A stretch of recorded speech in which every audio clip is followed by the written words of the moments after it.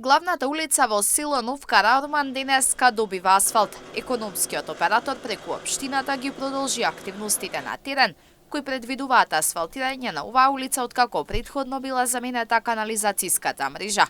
Градоначалникот Виктор Паунов вели дека на овој начин ќе се подобри патната инфраструктура за жителите од ова населено место, а ќе се улесни нивното секојдневно функционирање воопшто. Денес продолжуваме со оние градежни активности кои што беа започнати во изминатиот период. Конкретно се работи денес на асфалтирање на главната улица одека во село Нов Караорман. Улицата е со должина од 200 метри.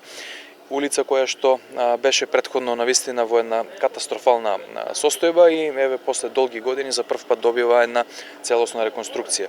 На ова место претходно е изградена нова канализациона мрежа со тоа што се исцрпени сите потреби практично од комунална природа овдека и сега добиваме една завршен слој на асфалт која што ќе биде во насока на подобрување на движењето овдека на ова население во село Нов Караорман. Оваа улица е меѓу 6 улици кои овој месец се асфалтираат и се дел од истата јавна набавка. 4 вакви има во Карбинци и уште една во село Таринци. Вкупната финансиска конструкција за овие 6 улици е 2 милиони денари, пари кои се обезбедени од општинската каса.